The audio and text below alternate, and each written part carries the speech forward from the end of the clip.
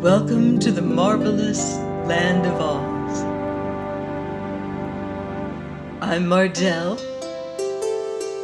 reading Ozma of Oz by L. Frank Baum.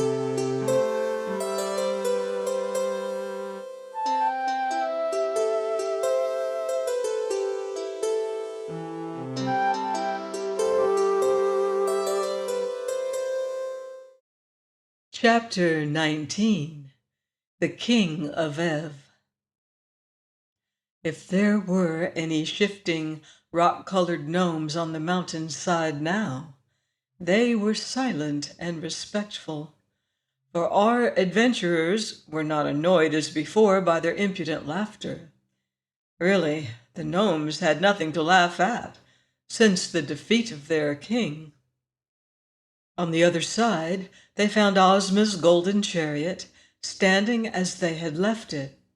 Soon the lion and the tiger were harnessed to the beautiful chariot, in which was enough room for Ozma and the queen and 6 of the royal children. Little Evring preferred to ride with Dorothy upon the back of the sawhorse, which had a long back. The prince had recovered from his shyness and had become very fond of the girl who had rescued him, so they were fast friends and chatted pleasantly together as they rode along.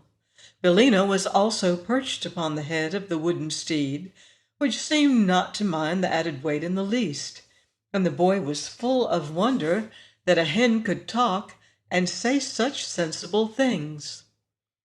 When they came to the gulf, Ozma's magic carpet carried them all over in safety. And now they began to pass the trees, in which birds were singing, and the breeze that was wafted to them from the farms of Ev was spicy with flowers and new-mown hay, and the sunshine fell full upon them, to warm them and drive away from their bodies the chill and dampness of the underground kingdom of the gnomes. "I wouldn't be quite content," said the Scarecrow to Tik-Tok, "were only the Tin Woodman with us, but it breaks my heart to leave him behind." "He was a fine fellow," replied Tik-Tok, "although his material was not very durable." "Oh, tin is an excellent material," the Scarecrow hastened to say, "and if anything ever happened to poor Nick Chopper, he was always easily soldered. Besides, he did not have to be wound up and was not liable to get out of order." "I sometimes wish," said Tik-Tok, "that I was stuffed with straw as you are. It is hard to be made of copper." "I have no reason to complain of my lot," replied the Scarecrow. "A little fresh straw now and then makes me as good as new. But I can never be the polished gentleman that my poor departed friend the Tin Woodman was." You may be sure the royal children of Ev and their queen mother were delighted at seeing again their beloved country. And when the towers of the palace of Ev came into view, they could not forbear cheering at the sight.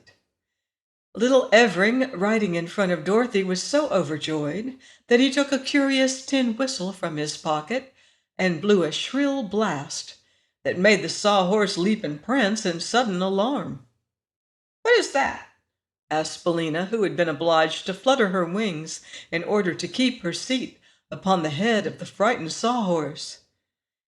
"That's my whistle," said Prince Evring, holding it out upon his hand. It was in the shape of a little fat pig, made of tin and painted green.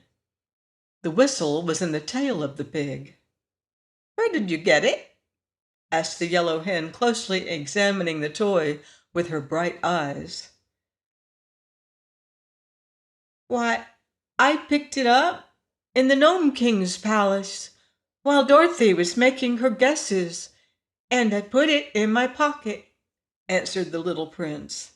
Billina laughed, or at least she made the peculiar cackle that served her for a laugh. "No wonder I couldn't find the Tin Woodman," she said, "and no wonder The magic belt didn't make him appear, or the king couldn't find him either." "What do you mean?" questioned Dorothy. "Why, the prince had him in his pocket," cried Billina, cackling again. "I did not," protested little Evering. "I only took the whistle." "Well then, watch me," returned the hen, and reaching out a claw, she touched the whistle and said, "Ev!" Swish! "Good afternoon," said the Tin Woodman, taking off his funnel cap and bowing to Dorothy and the prince. "I think I must have been asleep for the first time since I was made of tin, for I do not remember our leaving the Gnome King." "You've been enchanted," answered the girl, throwing an arm around her old friend and hugging him tight in her joy. "But it's all right now." "I want my whistle," said the little prince, beginning to cry. "Hush!" cautioned Billina. "The whistle is lost, but you may have another when you get home." The Scarecrow had fairly thrown himself upon the bosom of his old comrade, so surprised and delighted was he to see him again. And Tik-Tok squeezed the Tin Woodman's hand so earnestly that he dented some of his fingers. Then they had to make way for Ozma to welcome the Tin Man, and the army caught sight of him and set up a cheer, and everybody was delighted and happy. For the Tin Woodman was a great favorite with all who knew him, and his sudden recovery, after they had thought he was lost to them forever, was indeed a pleasant surprise. Before long the cavalcade arrived at the royal palace, where a great crowd of people had gathered to welcome their queen and her 10 children. There was much shouting and cheering, and the people threw flowers in their path, and every face wore a happy smile. They found the Princess Langwidere in her mirrored chamber, where she was admiring one of her handsomest heads, one with rich chestnut hair, dreamy walnut eyes, and a shapely hickory nut nose. She was very glad to be relieved of her duties to the people of Ev, and the Queen graciously permitted her to retain her rooms and her cabinet of heads as long as she lived. Then the Queen took her eldest son out upon a balcony that overlooked the crowd of subjects gathered below and said to them, "Here is your future ruler, King Evardo 15th.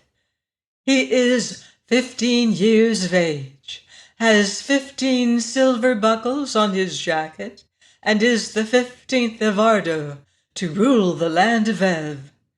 The people shouted their approval 15 times, and even the Wheelers, some of whom were present, loudly promised to obey the new king.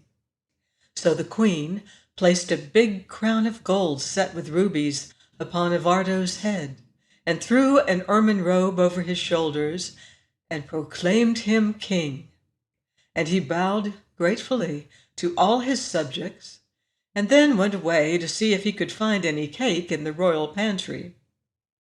Ozma of Oz and her people, as well as Dorothy, Tik-Tok, and Billina, were splendidly entertained by the Queen Mother, who owed all her happiness to their kind offices, and that evening the Yellow Hen was publicly presented with a beautiful necklace of pearls and sapphires as a token of esteem from the new king. Please join me next week for more magical adventure on the marvelous land of Oz. Goodbye for now. See you in Oz.